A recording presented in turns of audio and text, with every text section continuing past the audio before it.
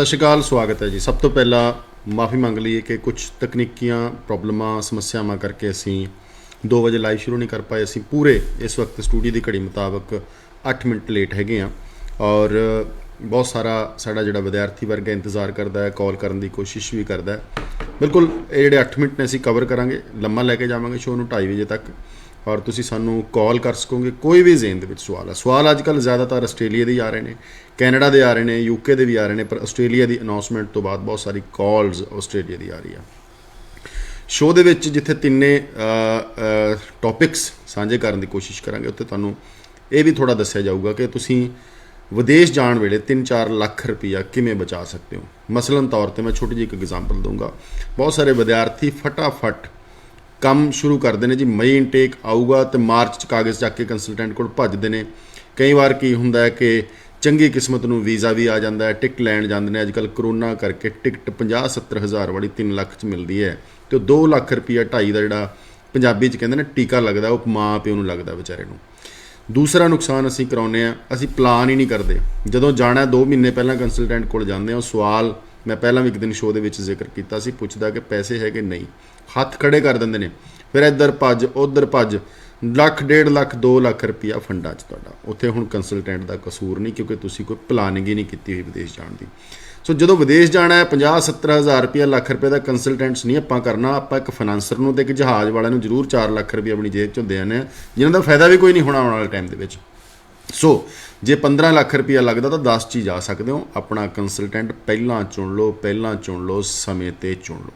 ਅੱਜ ਵੀ ਆਸਟ੍ਰੇਲੀਆ ਦੇ ਵਿੱਚ ਤੁਹਾਡੇ ਨਾਲ ਇਹੀ ਨਾ ਹੋਵੇ ਕਿ 4-4 ਲੱਖ ਰੁਪਏ ਦੀਆਂ ਟਿਕਟਾਂ ਲੈ ਕੇ ਜਾਣ ਵਾਲੇ ਕੈਨੇਡਾ ਦੇ ਵਿੱਚ ਵਿਦਿਆਰਥੀ ਜਿਹੜੇ ਨੇ, ਉਹ ਹੁਣ ਦੁਹਰਾਇਆ ਜਾਵੇ ਇਤਿਹਾਸ ਇੱਕ ਵਾਰ ਆਸਟ੍ਰੇਲੀਆ ਦੇ ਨਾਲ।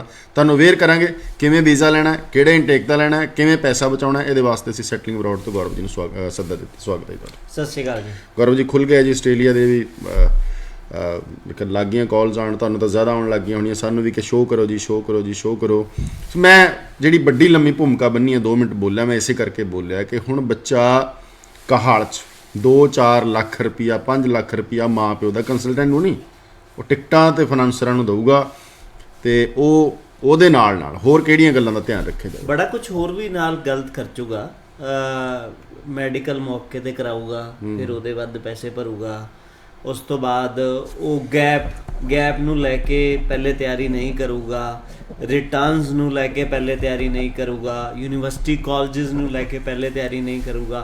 ਪਹਿਲੇ ਬੱਚਾ ਐਕਚੁਅਲੀ ਬੱਚੇ ਦੀ ਨਾ ਮੈਂ ਇੱਕ ਦਿਨ ਮਨੋਸਥਿਤੀ ਜਾਣਨੀ ਚਾਹੀ ਕਿ ਬੱਚਾ ਐਕਚੁਅਲੀ ਅਗਰ ਮੈਂ ਐਜ਼ ਅ ਸਟੂਡੈਂਟ ਬਹੁਤ ਸਾਰੇ ਸਟੂਡੈਂਟਸ ਵਿੱਚ ਵਿਚ ਰਿਹਾ, ਇੱਕ ਦੋ ਜਗ੍ਹਾ ਕਾਉਂਸਲਿੰਗ ਵੀ ਲਿੱਤੀ ਕਿ ਐਕਚੁਅਲੀ ਬੱਚਾ ਸੋਚਦਾ ਕੀ ਹੈ, ਕਿਸ ਬੇਸਿਸ 'ਤੇ ਅਪਲਾਈ ਕਰਦਾ। ਪਹਿਲਾ ਮਾਪਦੰਡ ਬੱਚੇ ਦਾ ਇਹ ਹੁੰਦਾ ਹੈ ਕਿ ਮੈਨੂੰ ਆਸਾਨੀ ਨਾਲ ਹਾਂ ਕੌਣ ਕਰੂਗਾ। ਪਹਿਲਾ ਮਾਪਦੰਡ ਕਿ ਕੋਈ ਚੱਕਰ ਨਹੀਂ ਜੀ, ਮੇਰੀ ਜ਼ਿੰਮੇਵਾਰੀ ਹੈ, ਵੀਜ਼ਾ 100%। ਇਹ ਚੀਜ਼ ਸਭ ਤੋਂ ਪਹਿਲੀ ਚੀਜ਼ ਉਹਨੂੰ ਬੱਚਾ ਜਾਊਗਾ, ਪੱਕਾ ਹੋ ਜਾਊਗਾ ਅਤੇ ਉਸ ਤੋਂ ਬਾਅਦ ਜਿਹੜਾ CN ਟਾਵਰ ਦੇ ਨੇੜੇ ਤੇੜੇ ਸ਼ੋਰੂਮ ਵੀ ਤੁਹਾਨੂੰ ਖਰੀਦਾਂਗੇ 5 ਸਾਲ 'ਚ। ਇਹ ਅਟਰੈਕਟਿਵ ਚੀਜ਼ ਉਹਨੂੰ ਰਹਿੰਦੀ ਹੈ। ਦੂਜੀ ਚੀਜ਼, ਤੁਹਾਨੂੰ ਪੜ੍ਹਨ ਦੀ ਜ਼ਰੂਰਤ ਨਹੀਂ ਹੈ ਉੱਥੇ।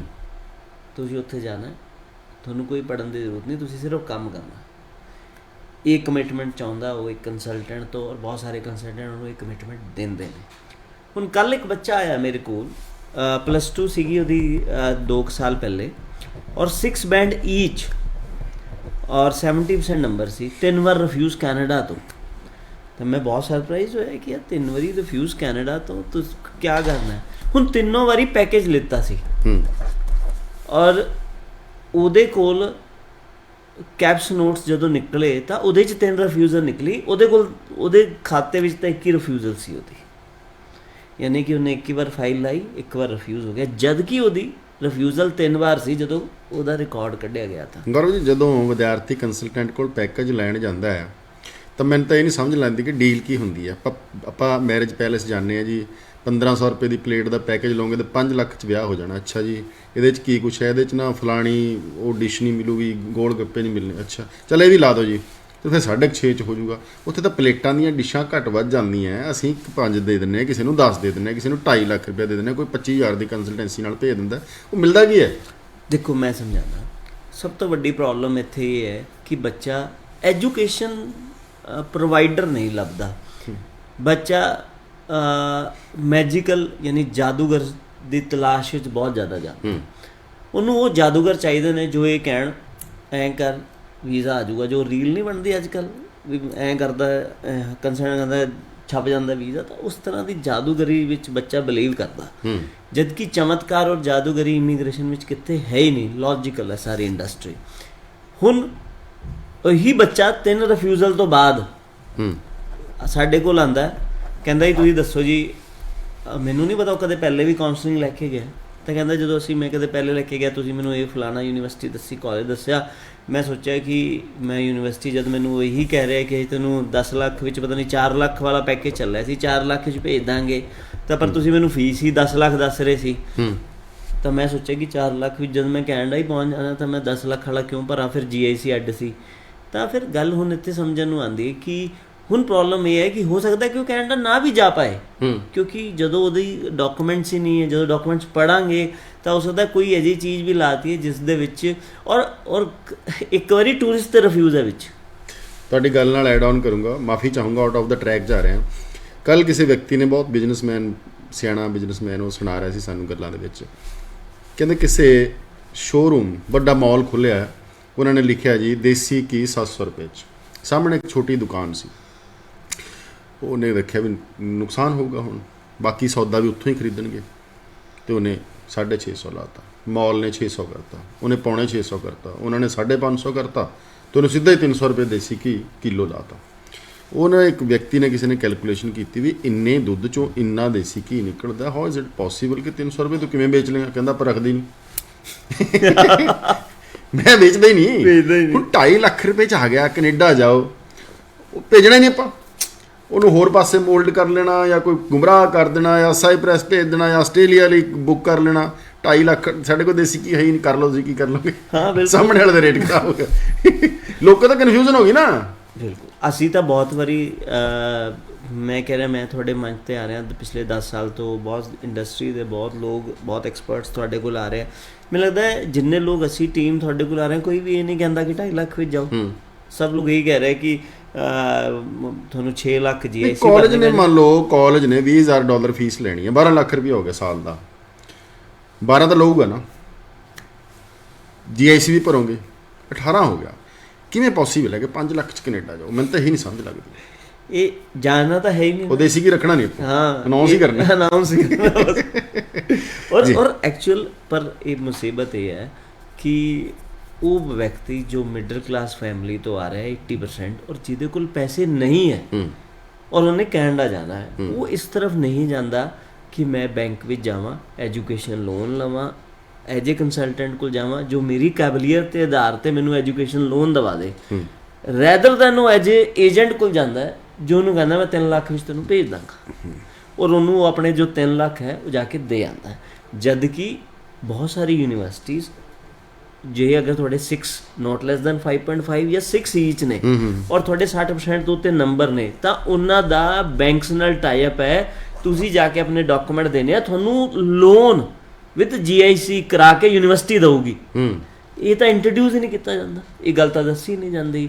ਬਹੁਤ ਸਾਰੇ ਸਰਕਾਰੀ ਕਾਲਜ, ਅੱਜ ਅਸੀਂ ਇੱਕ ਬੱਚੇ ਦੀ ਤੁਹਾਨੂੰ ਟੈਸਟੀਮੋਨੀਅਲ ਸੁਣਾਵਾਂਗੇ।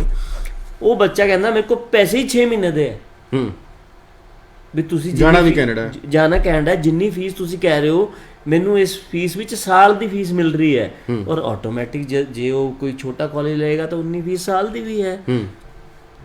ਪਰ ਅਸੀਂ ਉਹਦੇ ਨਾਲ ਖੱਟੀ ਮਿੱਠੀ ਯਾਦਾਂ ਰਹੀਆਂ, ਉਹਨੂੰ ਕਿਹਾ ਨਹੀਂ ਆਪਾਂ ਕਾਲਜ ਨਾਲ ਰਿਕੁਐਸਟ ਕਰਾਂਗੇ 6 ਮਹੀਨੇ ਦੀ ਫੀਸ ਨਾਲ ਹੀ ਫਾਈਲ ਲਾਵਾਂਗੇ, ਤਾਂ 6 ਮਹੀਨੇ ਦੀ ਫੀਸ ਨਾਲ ਫਾਈਲ ਲਾਈ ਤਾਂ ਉਹਦਾ ਵੀਜ਼ਾ ਆ ਗਿਆ।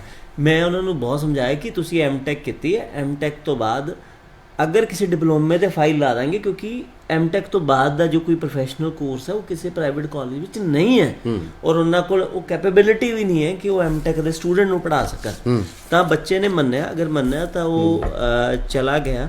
ਤਾਂ ਇਸ ਲਈ ਇਹ ਚੀਜ਼ ਸਾਂਝੀ ਕਰਨੀ ਬੜੀ ਜ਼ਰੂਰੀ ਹੈ। ਦੋ ਜੋ ਟੈਸਟੀਮੋਨੀਅਲਸ ਹੈ, ਇੱਕ ਤਾਂ ਹੁਣੇ ਆਉਂਦੇ ਹੋਏ ਬਣਾਇਆ ਕਿਉਂਕਿ ਇੱਕ ਤੋਂ ਜ਼ਿਆਦਾ ਅਪਲੋਡ ਨਹੀਂ ਕਰ ਸਕਦੇ, ਰੂਲ ਹੈ ਸੋਸ਼ਲ ਮੀਡੀਆ ਦਾ, ਤਾਂ ਡੇਲੀ ਬਣਾਉਂਦੇ ਹਾਂ। ਔਰ ਤੁਹਾਡੇ ਤੱਕ ਆਉਣ ਦਾ ਮਕਸਦ ਇਹ ਹੈ ਕਿ ਹਰ ਤਰੀਕੇ ਦਾ ਕੇਸ ਜੋ ਹੈ ਤੁਹਾਡੇ ਸਾਹਮਣੇ ਇਸ ਲਈ ਰਿਪਰੈਜ਼ੈਂਟ ਕਰ ਰਹੇ ਹਾਂ ਕਿ ਸਿਰਫ ਔਰ ਸਿਰਫ ਉਹਦੇ ਸਕਸੈਸ ਹੋਣ ਦਾ ਇੱਕ ਹੀ ਕਾਰਨ ਹੈ, ਉਹਨਾਂ ਨੇ ਜੌਬ ਜੋ ਐਜੂਕੇਸ਼ਨ ਪ੍ਰੋਵਾਈਡਰ ਹੈ ਉਹ ਸਹੀ ਰਹੇ। ਕਾਲ ਲੈ ਲਈਏ ਜੀ, ਕਿਤੇ ਆਪਾਂ ਵੀ ਲਾਈਵ ਕਾਲ ਲਿਖਿਆ ਹੈ, ਲੋਕ ਕਹਿਣ ਦੇਸੀ ਕੀ ਤੁਹਾਡੇ ਕੋਲ ਵੀ ਨਹੀਂ ਕਾਲ ਤੁਸੀਂ ਵੀ ਨਹੀਂ ਚੱਕਦੇ। ਹੈਲੋ ਜੀ।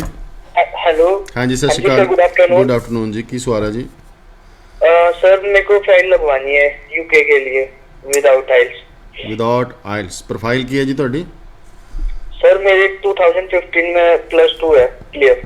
15 ਤੋਂ ਬਾਅਦ ਕੀ ਕੀਤਾ? सर मेरा ना एक उसके बाद मैंने 2-3 साल सर उसकी कोचिंग की है, नीट एग्जाम होता है ना MBBS के लिए। जी जी जी जी सर मैंने फिर वो किया है। जी। नहीं, फिर आप नीट की तैयारी करते हैं तो मतलब आपकी तो बहुत ज़्यादा इंग्लिश अच्छी होगी, तो आप आयल्स क्यों नहीं दे रहे? ਹੈਲੋ। हेलो। हाँ जी सर। ਸਾਡਾ ਸਵਾਲ ਹੈ ਤੁਹਾਨੂੰ ਕਿ ਜਦੋਂ ਤੁਸੀਂ ਏਡੇ ਵੱਡੇ ਇੱਕ ਕੰਪੀਟੀਸ਼ਨ ਐਗਜ਼ਾਮਸ ਦੀ ਤਿਆਰੀ ਕਰ ਰਹੇ ਹੋ ਤਾਂ ਹਾਂਜੀ, ਹਾਂਜੀ। ਤੁਹਾਡੀ ਇੰਗਲਿਸ਼ ਬਹੁਤ ਗੁੱਡ ਹੋਣੀ ਹੈ ਤੇ ਤੁਸੀਂ ਆਇਲਸ ਕਿਉਂ ਨਹੀਂ ਦੇ ਕੇ ਜਾਣਾ ਚਾਹੁੰਦੇ ਯੂਕੇ? तो एक्चुअली मेरे को किसी ने सजेस्ट किया था कि क्या बोलते हैं जो आइल्स होता है वो इस एग्जाम से कुछ हटके होता है, थोड़ा परे होता है थोड़ा। नहीं, कुछ उसमें वैसे तो थोड़े न्यूमेरिकल्स क्वेश्चंस वगैरह आते हैं जो Numerical एग्जाम होते हैं question? फिजिक्स वगैरह केमिस्ट्री में। ਨਹੀਂ ਨਹੀਂ ਨਹੀਂ, ਤੁਸੀਂ ਥੋੜੇ ਗਲਤ हाँ ਹੋ। जी। ਆਪਣੀ ਗੱਲ ਸੁਣਦੇ ਰਹੋ ਤੇ ਥੋੜੀ ਜਿਹੀ ਡਿਬੇਟ ਜਾਂ ਡਿਸਕਸ਼ਨ ਸਾਨੂੰ ਕਰਨੀ ਪਊਗੀ। ਇੱਥੇ ਨਾ ਬੱਚੇ ਨੂੰ ਪੁੱਛ ਕੇ ਗੁੰਮਰਾਹ ਹੋ ਜਾਂਦਾ। ਹੁਣ ਵਿਚਾਰਾ ਇੱਕ ਮੈਡੀਕਲ ਲਾਈਨ ਦਾ ਬੱਚਾ ਹੈ ਜਾਂ ਕੋਈ ਇੰਜੀਨੀਅਰਿੰਗ ਲਾਈਨ ਦਾ ਬੱਚਾ ਹੈ, ਉਹਨੂੰ ਪਤਾ ਹੀ ਨਹੀਂ ਕੈਨੇਡਾ ਬਾਰੇ, ਕੰਸਲਟੈਂਸੀ ਕਦੇ ਲਈ ਨਹੀਂ, ਨਾਲ ਦੇ ਨੇ ਜੇ ਕਹਿਤਾ ਐ ਨਾ ਦੇ ਦੀ ਆਇਲਸ, ਇਹ ਤੇ ਮਹਾਤਮਾ ਗਾਂਧੀ ਬਾਰੇ ਪੁੱਛਿਆ ਜਾਊਗਾ, ਉਹ ਤਾਂ ਘਬਰਾ ਜਾਊਗਾ ਕਿ ਯਾਰ ਉਹ ਘਬਰਾ ਰਿਹਾ ਘਬਰਾ ਹੈ ਗਿਆ। ਕਿ ਇਹਦੇ ਚ ਨੂਮੈਰੀਕਲ ਪੁੱਛੇ ਜਾਣਗੇ। ਮੈਂ ਤਾਂ ਬਾਇਓਲੋਜੀ ਦਾ ਬੱਚਾ, ਮੈਨੂੰ ਨੂਮੈਰੀਕਲ ਪਤਾ ਹੀ ਨਹੀਂ। ਔਰ ਜਦ ਕਿ ਤੁਸੀਂ ਪਲੀਜ਼ ਆਇਲਸ ਦਿਓ। ਇਹ ਸਿਰਫ ਇੰਗਲਿਸ਼, ਤੁਹਾਡੀ ਇੰਗਲਿਸ਼ ਦੀ ਕੈਪੇਬਿਲਿਟੀ ਦਾ, ਅਗਰ ਬਹੁਤ ਸਿੰਪਲ ਸ਼ਬਦਾਂ 'ਚ ਯੂਜ਼ ਕਰਾਂ ਤਾਂ ਤੁਹਾਡੀ ਇੰਗਲਿਸ਼ ਦੀ ਕੈਪੇਬਿਲਿਟੀ ਦਾ ਟੈਸਟ ਆ। ਅੱਜ ਕੱਲ੍ਹ ਤੁਹਾਡੇ ਹੱਥ ਵਿੱਚ ਫੋਨ ਹੈ, ਇੱਕ ਬਟਨ ਤੇ ਹਰ ਚੀਜ਼ ਦੇਖੀ ਜਾਂਦੀ ਹੈ। ਟੈਸਟੀਮੋਨੀਅਲਸ ਪੜ੍ਹੋ ਔਰ ਡੈਫੀਨੇਟਲੀ ਤੁਸੀਂ ਆਇਲਸ ਦਿਓ। ਉਹਦੇ ਫਾਇਦੇ ਦੱਸ ਦੇਣਾ। ਵਿਦਆਊਟ ਆਇਲਸ ਤੁਸੀਂ ਯੂਕੇ ਜਾ ਸਕਦੇ ਹੋ, ਬਟ ਤੁਹਾਡੇ ਕੋਲ ਯੂਨੀਵਰਸਿਟੀਜ਼ ਦੀ ਆਪਸ਼ਨ 1 ਜਾਂ 2 ਹੈ। ਅਗਰ ਤੁਸੀਂ ਆਇਲਸ ਕਰ ਲਿਆ ਤਾਂ ਯੂਨੀਵਰਸਿਟੀ ਦੀ ਆਪਸ਼ਨ 10 ਤੋਂ 12 ਹੋਏਗੀ, ਪਲੱਸ ਤੁਹਾਨੂੰ ਸਕਾਲਰਸ਼ਿਪ ਮਿਲੇਗੀ। ਤਾਂ ਇਹ ਫਾਇਦਾ ਜੀ। ਕਾਲਾਂ ਆਉਣੀਆਂ ਕਾਫੀ ਸ਼ੁਰੂ ਹੋ ਗਈਆਂ ਸੀ ਸਟਾਰਟਿੰਗ ਦੇ ਵਿੱਚ, ਪਰ ਅਸੀਂ ਚੱਕ ਨਹੀਂ ਪਾ ਰਹੇ ਸੀਗੇ ਕਿਉਂਕਿ ਨਵਾਂ ਆਸਟ੍ਰੇਲੀਆ ਖੁੱਲ੍ਹਿਆ ਹੈ। ਕੁਝ ਉਦਾਹਰਨਾਂ ਸੀ, ਕੁਝ ਐਗਜ਼ਾਮਪਲਾਂ ਸੀ, ਕੁਝ ਟਿਪਸ ਸੀਗੀਆਂ ਤੁਹਾਡੇ ਨਾਲ ਸਾਂਝੀਆਂ ਕਰਨੀ ਸੀ। ਇਸ ਤਰ੍ਹਾਂ ਗੌਰਵ ਜੀ ਨੇ ਕਿਹਾ ਕਿ 2 ਵੀਡੀਓ ਬਣਾਈਆਂ ਨੇ, ਜਿਹਦੇ ਵਿੱਚ ਇੱਕ ਪਹਿਲੀ 6 ਮਹੀਨੇ ਦੇ ਉਹਦੇ ਵਾਲੀ ਗੱਲ ਹੈ, ਐਮਟੈਕ ਦੀ ਗੱਲ ਹੈ। ਹੋਰ ਖੈਰ ਮੈਂ ਨਾ ਦੱਸਾਂ, ਬਿਹਤਰ ਹੈ ਕਿ ਬੱਚਾ ਆਪਣੇ ਮੂੰਹੋਂ ਹੀ ਤੁਹਾਡੇ ਨਾਲ ਕੁਝ ਗੱਲਾਂ ਸ਼ੇਅਰ ਕਰੇ। ਉਸ ਤੋਂ ਬਾਅਦ ਫਿਰ ਅਸੀਂ ਗੱਲ ਕਰਾਂਗੇ ਜੀ ਆਸਟ੍ਰੇਲੀਆ ਦੇ ਆਉਣ ਵਾਲੇ ਇਨਟੇਕ ਦੀ ਤਿਆਰੀ ਦੀ ਔਰ ਕਿਵੇਂ ਸਕਸੈਸ ਹੋਣਾ ਆਸਟ੍ਰੇਲੀਆ ਬਾਰੇ ਇਹਨਾਂ ਬਾਈਟਸ ਤੋਂ ਬਾਅਦ। ਸਤਿ ਸ਼੍ਰੀ ਅਕਾਲ ਜੀ, ਮੈਂ ਗੌਰਵ ਤਲਵਾਰ ਅੱਜ ਫਿਰ ਤੁਹਾਡੇ ਨਾਲ ਇੱਕ ਸਟੋਰੀ ਸਾਂਝੀ ਕਰਾਂਗੇ। ਸਟੋਰੀ ਬੜੀ ਦਿਲਚਸਪ ਹੈ। +2 ਕਰਦਾ ਹੈ ਬੱਚਾ 2016 ਵਿੱਚ। 16 ਤੋਂ ਬਾਅਦ ਸਿੰਗਾਪੁਰ ਚਲਾ ਜਾਂਦਾ ਹੈ। 17 ਵਿੱਚ ਸਿੰਗਾਪੁਰ ਤੋਂ ਵਾਪਸ ਆਉਂਦਾ ਹੈ। 17 ਤੋਂ 19 ਏਜੰਟ ਦੀ ਭਾਲ ਕਰਦਾ ਹੈ ਕਿ ਕਿਹੜਾ ਏਜੰਟ ਇਹਨੂੰ ਆਸਟ੍ਰੇਲੀਆ, ਕੈਨੇਡਾ, US ਪਹੁੰਚਾ ਸਕੇ। ਸਾਡੀ ਐਡਵਰਟਾਈਜ਼ਮੈਂਟ ਦੇਖਦਾ ਹੈ, ਸਾਡੇ ਕੋਲ ਆਉਂਦਾ 2019 ਵਿੱਚ। ਉਸ ਤੋਂ ਬਾਅਦ ਅਸੀਂ ਇਹਦਾ ਵੀਜ਼ਾ ਅਪਲਾਈ ਕਰਦੇ ਹਾਂ ਆਸਟ੍ਰੇਲੀਆ ਦਾ, ਵਿੱਚ ਲੋਕਡਾਊਨ ਲੱਗ ਜਾਂਦਾ ਹੈ, ਬਟ ਇਹ ਸਾਡੇ ਨਾਲ ਡਟਿਆ ਰਹਿੰਦਾ ਹੈ ਔਰ ਇਹਨੂੰ ਬਿਕੋਜ਼ ਸਾਡੇ ਨਾਲ ਇਹ ਬਹੁਤ ਟਾਈਮ ਤੋਂ ਜੁੜਦਾ ਹੈ ਤੇ ਇਹਦਾ ਵੀਜ਼ਾ ਜੋ ਹੈ ਉਹ ਆ ਚੁੱਕਿਆ ਹੈ। ਦਿਲਦੀਪ ਨਾਮ ਹੈ। ਦਿਲਦੀਪ, ਮੈਂ ਤੁਹਾਨੂੰ ਕਾਂਗਰੈਟਸ ਕਹੂੰਗਾ। ਸਭ ਤੋਂ ਪਹਿਲੇ ਥੋੜਾ ਜਿਹਾ ਤੁਹਾਡਾ ਐਕਸਪੀਰੀਅੰਸ ਜਾਨਣਾ ਚਾਹੁੰਦਾ। ਦਿਲਦੀਪ। ਹੈਲੋ, ਸਤਿ ਸ਼੍ਰੀ ਅਕਾਲ ਜੀ। ਮੈਂ ਅੰਮ੍ਰਿਤਸਰ ਦਾ ਰਹਿਣ ਵਾਲਾ ਵਾਂ ਤੇ ਮੈਂ ਟੀਵੀ ਦੇ ਵਿੱਚ ਇਹਨਾਂ ਦੀ ਐਡ ਦੇਖੀ ਤੇ ਤਾਂ ਹੀ ਮੈਂ ਇੱਥੇ ਵਿਜ਼ਿਟ ਕੀਤਾ ਹੈ ਤੇ ਫਾਈਨਲੀ ਮੇਰਾ ਵੀਜ਼ਾ ਆ ਗਿਆ ਹੈ। ਅੰਮ੍ਰਿਤਸਰ ਦੇ ਵਿੱਚ ਮੇਰਾ ਕਿਸੇ ਨੇ ਵੀ ਹੈਲਪ ਨਹੀਂ, ਫਰਦਾ ਨਹੀਂ, ਮਤਲਬ ਮੇਰਾ ਕੇਸ ਨਹੀਂ ਕੇਸ ਤੇ ਨਹੀਂ ਬਿਲਕੁਲ ਦੇ- ਕੇਸ ਨਹੀਂ ਕਰਦਾ ਸੀ ਤੇ ਕੋਈ ਵੀ। ਔਰ ਸਾਰਿਆਂ ਨੂੰ ਬੇਨਤੀ ਹੈ ਕਿ ਤੁਸੀਂ ਵੀ ਸਾਰੇ ਇੱਥੇ ਵਿਜ਼ਿਟ ਕਰੋ ਤੇ ਬਹੁਤ ਵਧੀਆ ਹੈਂਡਲ ਕਰਦੇ ਆ ਸਾਰੀ ਫਾਈਲ ਨੂੰ। ਬਿਲਕੁਲ ਅਸੀਂ ਗੈਪ, ਇੱਕ ਸਮੱਸਿਆ ਸੀ, ਗੈਪ ਬਣਾਉਣ ਵਿੱਚ ਵੀ ਹੈਲਪ ਕੀਤੀ, ਫਾਈਲ ਵੀ ਲਾਈ ਔਰ ਅੱਜ ਇਹਦਾ ਵੀਜ਼ਾ ਇਹਦੇ ਹੱਥ ਵਿੱਚ ਹੈ। ਔਰ ਮੈਂ ਵਾਹਿਗੁਰੂ ਨੂੰ ਹਮੇਸ਼ਾ ਅਰਦਾਸ ਕਰਦਾ ਕਿ ਜੋ ਬੱਚਾ ਬਾਹਰਲੇ ਦੇਸ਼ਾਂ ਵਿੱਚ ਜਾਂਦਾ ਹੈ ਉਹ ਸਕਸੈਸ ਕਰੇ, PR ਤੱਕ ਪਹੁੰਚੇ ਔਰ ਆਪਣੀ ਫੈਮਿਲੀ ਔਰ ਆਪਣੇ ਪਰਿਵਾਰ ਦਾ ਨਾਮ ਰੋਸ਼ਨ ਕਰੇ। ਸਤਿ ਸ਼੍ਰੀ ਅਕਾਲ। ਸਤਿ ਸ਼੍ਰੀ ਅਕਾਲ ਜੀ, ਮੈਂ ਗੌਰਵ ਤਲਵਾਰ ਅੱਜ ਫਿਰ ਤੁਹਾਡੇ ਨਾਲ ਇੱਕ ਸਟੋਰੀ ਸਾਂਝੀ ਕਰਨਾ ਚਾਹੁੰਦੇ ਹਾਂ। ਜਦੋਂ ਅਸੀਂ ਵੀਜ਼ਾ ਲਈ ਅਪਲਾਈ ਕਰਦੇ ਆ, ਬੱਚੇ ਸਾਡੇ ਕੋਲ ਆਉਂਦੇ ਆ, ਕੁਝ ਖੱਟੇ ਕੁਝ ਮਿੱਠੇ ਯਾਦਾਂ ਜ਼ਰੂਰ ਛੱਡ ਕੇ ਜਾਂਦੇ ਆ। ਜਿਨ੍ਹਾਂ ਦਾ ਵੀਜ਼ਾ ਲੱਗ ਜਾਂਦਾ ਉਹ ਐਂਡ ਆਫ ਦੀ ਸਟੋਰੀ ਕੁਝ ਖੱਟੀ ਯਾਦਾਂ ਨੂੰ ਵੀ ਮਿੱਠਿਆਂ ਵਿੱਚ ਲੈ ਕੇ ਚਲੇ ਜਾਂਦੇ ਆ। ਪਰ ਅਸੀਂ ਹਮੇਸ਼ਾ ਅਗਰ ਇਹ ਬੱਚਿਆਂ ਦੀ ਦੁਆਵਾਂ ਆਪਦੇ ਨਾਲ ਰੱਖਦੇ ਆ ਤੇ ਉਹਨਾਂ ਦਾ ਗਿਲਾ ਸ਼ਿਕਵਾ ਵੀ ਸਿਰ ਮੱਥੇ ਰੱਖਦੇ ਆ ਅਗਰ ਉਹਨਾਂ ਨੂੰ ਕੋਈ ਪ੍ਰੋਬਲਮ ਆਉਂਦੀ ਹੈ, ਕਿਉਂਕਿ ਬਿਕੋਜ਼ ਅਸੀਂ ਵੀ ਜੋ ਲੋਕ ਕੰਮ ਕਰ ਰਹੇ ਸਭ ਹਿਊਮਨ ਬੀਇੰਗਸ ਹੈ ਤੇ ਕਿਤੇ ਨਾ ਕਿਤੇ ਕਈ ਵਾਰੀ ਕੁਝ ਗਲਤੀਆਂ ਕੁਝ ਕਮੀਆਂ ਰਹਿ ਜਾਂਦੀਆਂ ਬਟ ਐਕਸਪੀਰੀਅੰਸ ਨਾਲ ਹਮੇਸ਼ਾ ਹਰੇਕ ਤੋਂ ਬਿਹਾਈਂਡ ਦਾ ਕੈਮਰਾ ਵੀ ਫੀਡਬੈਕ ਲੈ ਕੇ ਉਹਨੂੰ ਠੀਕ ਕਰਨ ਦੀ ਕੋਸ਼ਿਸ਼ ਕਰੀਦੀ ਹੈ। ਗੁੜੀਆ ਮੇਰੇ ਨਾਲ ਨਵਨੀਤ ਕੌਰ ਕਪੂਰਥਲੇ ਤੋਂ ਐਮਟੈਕ ਕੀਤੀ ਹੈ। ਐਮਟੈਕ ਤੋਂ ਬਾਅਦ ਸਿਵਲ ਇੰਜੀਨੀਅਰਿੰਗ ਵਿੱਚ ਕੰਮ ਕਰਦੇ ਰਹੇ ਹੈ। ਉਸ ਤੋਂ ਬਾਅਦ ਕੈਨੇਡਾ ਜਾਣ ਲਈ ਬਾਈ ਰੈਫਰੈਂਸ ਸਾਡੇ ਕੋਲ ਆਏ। ਇਹਨਾਂ ਨਾਲ ਵੀ ਕੁਝ ਖੱਟੀ ਮਿੱਠੀ ਯਾਦਾਂ ਰਹੀਆਂ ਕਿਉਂਕਿ 5-6 ਮਹੀਨੇ ਰਿਜ਼ਲਟ ਨਹੀਂ ਆਇਆ ਔਰ ਐਂਡ ਤੇ ਅਸੀਂ ਇਹ ਡਿਸਾਈਡ ਕਰ ਲਿਆ ਕਿ ਇਹਨਾਂ ਦੀ ਫਾਈਲ ਜੋ ਹੈ ਵਿਡਰਾ ਪਾ ਦਿੰਦੇ ਕਿਉਂਕਿ 6 ਮਹੀਨੇ ਹੋ ਗਏ ਰਿਜ਼ਲਟ ਨਹੀਂ ਆ ਰਿਹਾ। ਗਵਰਨਮੈਂਟ ਕਾਲਜ ਸੀ, ਇੱਕ ਹੋਰ ਹਰਡਲ ਸੀ ਕਿ 1 ਸਾਲ ਦੀ ਫੀਸ ਭਰਨੀ ਸੀ ਪਰ 6 ਮਹੀਨੇ ਦੀ ਫੀਸ ਨਾਲ ਹੀ ਅਸੀਂ ਕਾਲਜ ਨੂੰ ਬਿਕੋਜ਼ ਆਫ ਟਾਈ ਅਪ ਮਨਾਇਆ ਔਰ 6 ਮਹੀਨੇ ਦੀ ਫੀਸ ਨਾਲ ਜੋ ਫਾਈਲ ਆ ਉਹ ਹਾਈ ਕਮਿਸ਼ਨ ਦੇ ਵਿੱਚ ਲਾਈ ਤਾਂ ਅੱਜ ਇਹਨਾਂ ਦਾ ਵੀਜ਼ਾ ਆ ਗਿਆ ਹੈ ਔਰ ਮੈਂ ਕਾਂਗਰੈਸ ਕਰਨਾ ਚਾਹੂੰਗਾ ਇਸ ਬੱਚੇ ਨੂੰ ਕਿ ਇਹ ਵੀਜ਼ਾ ਲੈ ਕੇ ਆਪਦੇ ਪਰਿਵਾਰ ਦਾ ਆਪਣਾ ਉੱਥੇ ਜਾ ਕੇ ਨਾਮ ਰੋਸ਼ਨ ਕਰਨ ਔਰ ਕੈਨੇਡਾ ਵਿੱਚ ਬਹੁਤ ਜ਼ਿਆਦਾ ਤਰੱਕੀ ਕਰਨ। ਆਪਦਾ ਥੋੜਾ ਜਿਹਾ ਫੀਡਬੈਕ ਦੱਸੋ। ਸਤਿ ਸ਼੍ਰੀ ਅਕਾਲ ਜੀ, ਮੇਰਾ ਨਾਮ ਨਵਨੀਤ ਕੌਰ ਆ ਤੇ ਮੈਂ ਇਹਨਾਂ ਕੋਲ 6-7 ਮਹੀਨੇ ਪਹਿਲਾਂ ਆਈ ਸੀ ਆਪਣੀ ਫਾਈਲ ਲਗਵਾਉਣ ਵਾਸਤੇ। ਤਾਂ ਠੀਕ ਹੈ, ਥੋੜਾ ਬੰਦਾ ਟਾਈਮ ਦੇ ਨਾਲ ਇਰੀਟੇਟ ਹੋ ਜਾਂਦਾ ਹੈ ਬਟ ਜਦੋਂ ਵੀਜ਼ਾ ਆ ਜਾਏ ਰਿਜ਼ਲਟ ਪੋਜ਼ਿਟਿਵ ਹੋਵੇ ਤਾਂ ਫਿਰ ਸਭ ਕੁਝ ਹੋ ਜਾਂਦਾ ਹੈ। It was a great experience. Good ਕਿਉਂਕਿ ਕੋੜੇ ਤੋਂ ਬਿਨਾਂ ਮਿੱਠੇ ਦਾ ਸਵਾਦ ਨਹੀਂ ਪਤਾ ਚੱਲ ਸਕਦਾ ਤਾਂ ਹੀ ਮੈਂ ਸਟਾਰਟਿੰਗ ਭੂਮਿਕਾ ਵਿੱਚ ਕਿਹਾ ਕਿ ਜ਼ਰੂਰ ਕਿਤੇ ਨਾ ਕਿਤੇ ਖੱਟਾ ਮਿੱਠਾ ਐਕਸਪੀਰੀਅੰਸ ਰਹਿੰਦਾ ਹੈ ਬਟ ਹਮੇਸ਼ਾ ਕੋਸ਼ਿਸ਼ ਰਹਿੰਦੀ ਹੈ ਕਿ ਇਹਨਾਂ ਦੀ ਤਰ੍ਹਾਂ ਬੱਚੇ ਨੂੰ ਵੀਜ਼ਾ ਮਿਲ ਜਾਏ ਔਰ ਹਾਰ ਕੇ ਉਹ ਆਪਣੀ ਐਂਡ ਤੇ ਵੈਸੇ ਕਹਿੰਦੇ ਕਿ end is good then all is good ਤਾਂ ਇਸ ਸਟੋਰੀ ਦਾ ਹੀ ਐਂਡ ਹੈ ਕਿ ਗੁੱਡ ਹੋਇਆ ਔਰ ਆਲ ਇਜ਼ ਗੁੱਡ ਹੋਏਗਾ ਅੱਗੇ ਵੀ ਔਰ ਇਹ ਜਾ ਕੇ ਉੱਥੇ ਸੈਟਲ ਹੋ ਪਾਣਗੇ। ਇੱਕ ਵਾਰ ਫਿਰ ਸਵਾਗਤ ਹੈ ਜੀ ਤੁਹਾਡਾ। ਸ਼ੁਰੂ ਕਰਦੇ ਹਾਂ ਗੌਰਵ ਜੀ, ਜਿਸ ਤਰ੍ਹਾਂ ਪਹਿਲਾ ਬੱਚਾ ਸੀ ਜਿਹੜਾ ਕਿ ਵਾਪਸ ਆਉਂਦਾ ਮੇਰੇ ਖਿਆਲ ਸਿੰਗਾਪੁਰ ਤੋਂ ਜੇ ਮੈਂ ਗਲਤ ਨਾ ਹੋਵਾਂ ਤਾਂ ਇਸ ਤਰ੍ਹਾਂ ਦੀਆਂ ਬੜੀਆਂ ਹਜ਼ਾਰਾਂ ਪ੍ਰੋਫਾਈਲਸ ਰੋਲੀਆਂ ਫਿਰਦੀਆਂ। ਕੰਸਲਟੈਂਟ ਕੋਲ ਜਾਂਦਾ ਤੇਰੀ ਪੜ੍ਹਾਈ ਪੁਰਾਣੀ ਨਾਲ ਮੈਚ ਨਹੀਂ ਹੁੰਦੀ, ਤੂੰ ਜਾ ਨਹੀਂ ਸਕੇਗਾ, ਆਹ ਹੈ ਉਹ ਹੈ। ਕੰਸਲਟੈਂਸੀ ਦੇਣ ਦੀ ਬਜਾਏ ਡਿਸੀਜਨ ਥੋਪਿਆ ਜਾਂਦਾ ਪੰਜਾਬ 'ਚ ਮੇਰੇ ਹਿਸਾਬ ਨਾਲ। ਕੰਸਲਟੈਂਸੀ ਬਹੁਤ ਸਾਰੇ ਕੇਸਿਸ ਹੈ। ਇੱਕ ਮੇਰੇ ਬਹੁਤ ਨੀਅਰ ਦਾ ਕੇਸਿਸ ਸੀ, ਉਹ ਗੁੜੀਆ ਨੇ ਬੀਕਾਮ ਕੀਤੀ ਸੀ, ਬੀਕਾਮ ਕਰਕੇ ਕਤਰ 에ਅਰਵੇਜ਼ ਵਿੱਚ ਲੱਗ ਗਈ। 4 ਸਾਲ ਕਤਰ 에ਅਰਵੇਜ਼ ਵਿੱਚ ਐਜ਼ ਅ 에ਅਰ ਹੋਸਟਸ ਫਿਰ ਐਜ਼ ਅ ਟੀਮ ਲੀਡਰ ਕੰਮ ਕੀਤਾ, ਵਾਪਸ ਆ ਗਈ। ਕਰੋਨਾ ਦੇ ਦੌਰਾਨ ਉਹਨੇ ਜੌਬ ਛੱਡਤੀ ਔਰ ਫਿਰ ਇਮੀਗ੍ਰੇਸ਼ਨ ਅਪਲਾਈ ਕੀਤਾ ਤਾਂ ਉਹਨੂੰ ਐਮਕੌਮ ਦੇ ਰਿਹਾ ਹੈ। ਉਹ ਤਾਂ ਮੈਂ ਅਚਾਨਕ ਉਹਨਾਂ ਕੋਲ ਬੈਠਾ ਉਹ ਮੈਨੂੰ ਕਹਿੰਦੇ ਵੀ ਸਰ ਸਲਾਹ ਦਿਓ। ਮੈਂ ਕਿਹਾ ਜੀ ਇਹਨੂੰ ਤੁਸੀਂ ਐਂ ਕਰੋ ਹੌਸਪਿਟੈਲਿਟੀ ਦੀ ਡਿਗਰੀ ਦੇ ਦਿਓ। ਤਾਂ ਉਹ ਕਹਿ ਰਹੇ ਕਿ ਮੈਂ ਤਾਂ 10 ਬੰਦਿਆਂ ਕੋਲ ਗਿਆ, ਉਹ ਮੈਨੂੰ ਕਹਿ ਰਹੇ ਕਿ ਬੀਕਾਮ ਕੀਤੀ ਐਮਕਾਮ ਦੇ ਦਿਓ। ਮੈਂ ਕਿਹਾ ਜੀ ਜੇ ਤੁਸੀਂ ਐਮਕਾਮ ਦਿੱਤੀ ਤਾਂ ਵੀਜ਼ਾ ਨਹੀਂ ਲੱਗਣਾ ਕਿਉਂਕਿ 4 ਸਾਲ ਤੋਂ ਤਾਂ ਹੌਸਪਿਟੈਲਿਟੀ ਕਰ ਰਿਹਾ ਬੱਚਾ ਔਰ ਅਸੀਂ ਐਸਓਪੀ ਹੌਸਪਿਟੈਲਿਟੀ ਤੇ ਬਣਾਉਣੀ ਹੈ ਕਿ ਇਹਦਾ ਡ੍ਰੀਮ ਸੀ ਫਲਾਈ ਕਰਨ ਦਾ ਤਾਂ ਹੌਸਪਿਟੈਲਿਟੀ ਜਾ ਕੇ ਹੋਰ ਐਕਸਪਰਟ।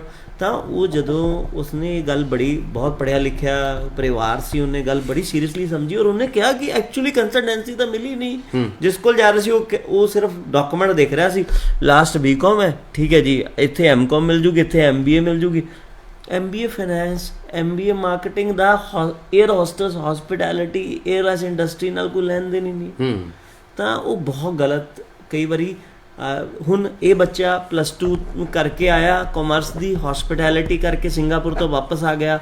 3 ਸਾਲ ਆਪਣੇ ਏਰੀਆ 'ਚ ਘੁੰਮਦਾ ਰਿਹਾ, ਕਿਸੇ ਨੇ ਇਹ ਨਹੀਂ ਉਹਨੂੰ ਕਿਹਾ, ਉਹ ਕਿਹਾ ਆਸਟ੍ਰੇਲੀਆ ਤੋਂ ਜਾ ਹੀ ਨਹੀਂ ਸਕਦਾ, ਵੀਜ਼ਾ ਹੀ ਨਹੀਂ ਲੱਗ ਸਕਦਾ। ਖੈਰ ਅੱਗੇ ਗੱਲ ਕਰਾਂਗੇ ਜੀ। ਆਸਟ੍ਰੇਲੀਆ ਦੇ ਵਿੱਚ ਹੁਣ ਜਦੋਂ ਸ਼ੁਰੂਆਤ ਹੋਈ ਹੈ ਤਾਂ ਬੜੇ ਬੱਚੇ ਹੁਣ ਵੀ ਗੁੰਮਰਾਹ ਹੋਣਗੇ। ਉਸ ਤੋਂ ਪਹਿਲਾਂ ਅਸੀਂ ਕਾਲ ਲਵਾਂਗੇ। ਸਤਿ ਸ਼੍ਰੀ ਅਕਾਲ। ਹਾਂਜੀ, ਆਵਾਜ਼ ਸੁਣ ਪਾ ਰਹੇ ਹੋ? ਮੇਰੀ ਆਵਾਜ਼ ਸੁਣ ਪਾ ਰਹੇ ਹੋ ਜੀ? ਕੀ ਸਵਾਲ ਹੈ? हेलो। हाँ जी, हाँ जी, की सवाल है जी?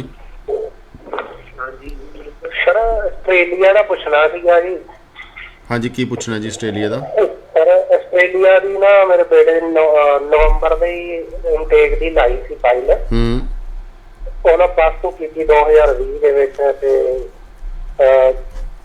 ਦੂਜਾ ਪੀਟੀ ਕੀਤੀ 53 ਸਕੋਰ ਆਏ ਸੀ। ਸਵਾਲ ਕੀ ਹੈ ਤੁਹਾਡਾ? ਸਵਾਲ ਕੀ ਹੈ? ਸਵਾਲ ਵੀ ਉਹ ਲਾਈ ਸੀ ਤਾਂ ਰਿਫਿਊਜ਼ਲ ਆ ਗਈ ਤਾਂ ਦੁਬਾਰਾ ਲੱਗ ਸਕਦੀ ਕਿ ਨਹੀਂ? ਬਿਲਕੁਲ ਲੱਗ ਸਕਦੀ ਹੈ। ਆਪਣੀ ਇੱਕ ਚੰਗਾ ਕੰਸਲਟੈਂਟਸ ਲਓ। ਇਹ ਹੁਣ ਬੜਾ ਹੋਣਾ ਜੀ। ਮੈਂ ਤਾਂ ਹੀ ਲਾਸਟ ਸਵਾਲ ਰੱਖਿਆ ਸੀ ਕਿ ਆਸਟ੍ਰੇਲੀਆ ਖੁੱਲ੍ਹਦਾ ਹੈ। ਬੜੇ ਲੋਕਾਂ ਨਾਲ ਖੁੱਲ੍ਹਣ ਦਾ ਨਾ ਹੁਣ ਡੈਫੀਨੇਸ਼ਨ ਕੀ ਸਮਝਣ ਲੱਗ ਗਈ, ਹੁਣ ਸਭ ਨੂੰ ਲੈ ਕੇ ਜਾਣਗੇ। ਦੇਖੋ ਵੀਜ਼ਾ ਤਾਂ ਅਲਟੀਮੇਟਲੀ ਸ਼ਰਤਾਂ ਤੇ ਹੀ ਲੱਗੇਗਾ ਨਾ। ਸੋ ਆਸਟ੍ਰੇਲੀਆ 'ਚ ਵੀਜ਼ਾ ਕਿਵੇਂ ਲੈਣਾ, ਸਕਸੈਸ ਕਿਵੇਂ ਹੋਣਾ, ਚਲਦੇ ਮੈਂ ਚਾਹੂੰਗਾ ਦੋ ਇੱਕ ਮੰਤਰ ਹੈ ਇਹਦਾ, ਜੋੜ 4। ਤੁਹਾਡੇ ਦੇਸ਼ ਦਾ ਲੈਵਲ ਔਰ ਤੁਹਾਡੇ ਐਜੂਕੇਸ਼ਨ ਪ੍ਰੋਵਾਈਡਰ ਦਾ ਲੈਵਲ ਦਾ ਜੋੜ 4 ਹੋਣਾ ਚਾਹੀਦਾ। ਅਸੀਂ ਜਿੰਨਿਆਂ ਦਾ ਵੀ ਵੀਜ਼ਾ ਲਿੱਤਾ, ਅਸੀਂ ਲੈਵਲ 3 ਦੇ ਵਿੱਚ ਆ। ਕੋਈ ਵੀ ਕਾਲਜ ਯੂਨੀਵਰਸਿਟੀ ਲੈ ਕੇ ਦਿੱਤੀ ਲੈਵਲ 1 ਦੀ, ਮਤਲਬ 3 ਤੇ +1 4। ਅਗਰ ਤੁਹਾਡਾ 4 ਜਾਂ ਗਰੁੱਪ 8 ਦਾ ਕੋਈ ਵੀ ਯੂਨੀਵਰਸਿਟੀ ਤੁਹਾਨੂੰ ਸਪਾਂਸਰ ਕਰਦੀ ਹੈ ਤਾਂ ਆਸਟ੍ਰੇਲੀਆ ਦੇ ਵਿੱਚ ਵੀਜ਼ਾ ਨਹੀਂ ਰੁਕੇਗਾ। ਅਗਰ ਤੁਸੀਂ ਲੈਵਲ 5 ਵਿੱਚ ਚਲੇ ਜਾਂਦੇ ਹੋ, ਤੀਜੇ ਨੰਬਰ 'ਤੇ ਸਾਡੀ ਕੰਟਰੀ ਹੈ, ਕੋਈ ਦੂਜੇ ਨੰਬਰ ਦਾ ਕਾਲਜ ਲੈ ਲੈਂਦੇ ਹੋ ਜੋ ਪੈਕੇਜ ਵਿੱਚ ਬਹੁਤ ਜ਼ਿਆਦਾ ਹੋਊਗਾ, ਉਹਦੇ ਵਿੱਚ ਫਿਰ ਵੀਜ਼ਾ ਆਉਣ ਦੀ ਸੰਭਾਵਨਾ ਬਹੁਤ ਘੱਟ ਹੈ। ਜੀ ਗੌਰਵ ਜੀ, ਕੁਝ ਹੋਰ ਖਾਸ ਜਿਹੜਾ ਆਪਾਂ ਅੱਜ ਲਾਈਵ ਦੇ ਵਿੱਚ ਮੈਂ ਨਹੀਂ ਪੁੱਛ ਪਾਇਆ, ਜਾਂ ਜਿਵੇਂ ਅੱਜ ਤੁਹਾਡੇ ਬੱਚੇ ਵੀ ਆਏ ਸੀ, 2 ਟੈਸਟੀਮੋਨੀਅਲ ਆਪਾਂ ਚਲਾਇਆ ਹੈਗਾ, ਜਾਂ ਕੋਈ ਹੋਰ ਤਜਰਬਾ ਜਿਹੜਾ ਕੈਨੇਡਾ ਦੇ ਵਿੱਚ ਤੁਹਾਡੇ ਬੱਚੇ ਮਾਰ ਖਾ ਗਏ ਜਾਂ ਪੰਜਾਬ ਦੇ ਮਾਰ ਖਾ ਗਏ, ਆਸਟ੍ਰੇਲੀਆ ਦੇ ਵਿੱਚ ਸੁਖਾਵੇਂ ਤਰੀਕੇ ਨਾਲ ਜਾ ਮੈਂ ਸਕਣ? ਇੱਕ ਬਿਲਕੁਲ ਕਲੀਅਰ ਗੱਲ ਕਰਨਾ ਚਾਹੁੰਦਾ ਔਰ ਕਹਿਣਾ ਚਾਹੁੰਦਾ ਕਿ ਅਗਰ ਤੁਸੀਂ ਅਸੀਂ ਬੱਚੇ, ਖਾਸ ਕਰੋ ਬੱਚੇ ਜੋ ਪੈਕੇਜ ਨੂੰ ਲੈ ਕੇ ਗੁੰਮਰਾਹ ਹੁੰਦੇ, ਉਹਨਾਂ ਦੀ 2 ਚੀਜ਼ ਇਸ਼ੂ ਕੀਤੀ ਹੈ। ਅਗਰ ਤੁਹਾਡੇ 6 ਬੈਂਡ ਹੈ, 2 ਵੀ 5.5 ਹੈ, ਤੁਸੀਂ ਆਸਟ੍ਰੇਲੀਆ, ਕੈਨੇਡਾ, US, UK ਜਾਣਾ ਚਾਹੁੰਦੇ ਹੋ, ਤਾਂ ਅਸੀਂ ਇਹ ਬੱਚਿਆਂ ਲਈ ਅਗਰ ਰਿਫਿਊਜ਼ ਹੈ ਤਾਂ ਕਿਸੇ ਵੀ ਤਰ੍ਹਾਂ ਦੀ ਕੋਈ ਕੰਸਲਟੈਂਸੀ ਬਿਫੋਰ ਵੀਜ਼ਾ ਔਰ ਆਫਟਰ ਵੀਜ਼ਾ ਚਾਰਜ ਨਹੀਂ ਕਰਾਂਗੇ, ਤਾਂ ਕਿ ਉਹਨਾਂ ਨੂੰ ਇਹ ਨਾ ਹੋਵੇ। ਕਈ ਵਾਰ ਬੱਚਾ ਨਾ 15,000 ਰੁਪਏ ਦੇਣ ਪਿੱਛੇ ਇਹੋ ਜਿਹੀ ਜਗ੍ਹਾ ਜਾ ਕੇ ਫਸ ਜਾਂਦਾ ਹੈ ਜੋ ਉਹਨਾਂ ਨੂੰ ਗਲਤ ਰਾਏ ਪਾ ਦਿੰਦੇ ਆ। ਤਾਂ ਉਸ ਨੂੰ ਦੇਖਦੇ ਹੋਏ ਅਸੀਂ ਇਹ ਡਿਕਲੇਅਰ ਕੀਤਾ ਹੈ ਕਿ ਅਸੀਂ ਕਿਸੇ ਵੀ ਇਸ ਤਰ੍ਹਾਂ ਦੇ ਬੱਚੇ ਤੋਂ ਕੋਈ ਬਿਫੋਰ ਵੀਜ਼ਾ ਔਰ ਆਫਟਰ ਵੀਜ਼ਾ ਕਿਸੇ ਵੀ ਤਰ੍ਹਾਂ ਦੇ ਕੋਈ ਪੈਸੇ ਐਜ਼ ਅ ਕੰਸਲਟੈਂਸੀ ਚਾਰਜ ਨਹੀਂ ਕਰਾਂਗੇ। ਜੀ ਸੋ ਸ਼ੁਕਰੀਆ ਜੀ ਤੁਹਾਡਾ, ਥੈਂਕ ਯੂ। ਔਰ ਦਰਸ਼ਕਾਂ ਦਾ ਵੀ ਧੰਨਵਾਦ। ਮਾਫੀ ਚਾਹਾਂਗੇ ਕਿ ਲੇਟ ਆਏ ਹਾਂ, ਪਰ ਆਪਣੇ ਵਾਅਦੇ ਦੇ ਮੁਤਾਬਕ ਅਸੀਂ 7-8 ਮਿੰਟ ਜਿਹੜੇ ਲੇਟ ਸੀਗੇ ਉਹ ਪੂਰੇ ਕਰ ਦਿੱਤੇ ਨੇ। ਲਾਸਟ ਸਵਾਲ, ਲਾਸਟ ਟਿਪਸ ਕਹਿ ਲਓ ਇਹਨੂੰ, ਕੁਝ ਮੰਨ ਲਓ ਤੁਸੀਂ ਸਲਾਹ, ਰਾਏ, ਮਸ਼ਵਰਾ, ਕੰਸਲਟੈਂਸੀ ਵੱਲ ਤੁਰੋ, ਆਪਣੇ ਕਾਗਜ਼ ਲੈ ਕੇ ਸਲਾਹ ਲਓ। ਸ਼ੁਰੂਆਤ ਮੈਂ ਕੀਤੀ ਸੀ ਕਿ ਦੇਰ ਜਦੋਂ ਅਸੀਂ ਕਰਦੇ ਹਾਂ, ਪੰਜਾਬੀ ਦੀ ਕਹਾਵਤ ਹੈ ਕਿ ਬੂਹੇ ਆਈ ਜੰਨ, ਕੁੜੀ ਦੇ ਬਿਨੋਂ ਕੰਨ ਵਾਲਾ ਕੰਮ ਹੈਗਾ ਸੀ। ਉਦੋਂ ਜਦੋਂ ਜੰਜ ਢੁੱਕ ਜਾਂਦੀ ਹੈ ਫਿਰ ਤਿਆਰੀਆਂ ਕਰਦੇ ਹਾਂ, ਫਿਰ ਨੁਕਸਾਨ ਹੁੰਦਾ ਹੈ, ਖਮਿਆਜ਼ਾ, ਟਿਕਟਾਂ, ਮੈਡੀਕਲ, ਇੰਸ਼ੋਰੈਂਸ ਮਹਿੰਗੀ ਮਿਲਣੀ, ਜਾਂ ਹੋਰ ਬਹੁਤ ਸਾਰੇ ਨੁਕਸਾਨ ਕਰਾਣੇ ਕਿ ਅਸੀਂ ਫੰਡ ਨਹੀਂ ਹੈਗੇ ਜੀ, ਫਰਾਂਸਰ ਤੋਂ ਕਰਾ ਲਓ। 6 ਮਹੀਨੇ ਪਹਿਲਾਂ ਆਪਣੀ ਕੰਸਲਟੈਂਸੀ ਲਓ ਜਾਂ ਸਾਲ ਪਹਿਲਾਂ ਲਓ, ਤਾਂ ਤੁਸੀਂ ਕਾਮਯਾਬ ਹੋਵੋਗੇ। ਸ਼ੋ ਉਮੀਦ ਕਰਾਂਗੇ ਤੁਹਾਡੇ ਲਈ ਲਾਹੇਵੰਦ ਹੋਊਗਾ। ਆਪਣੇ ਦੋਸਤ ਰਣਵੀਰ ਸਿੰਘ ਨੂੰ ਅੱਗੇ ਤੋਂ ਧੰਨਵਾਦ। ਸਤਿ ਸ਼੍ਰੀ ਅਕਾਲ।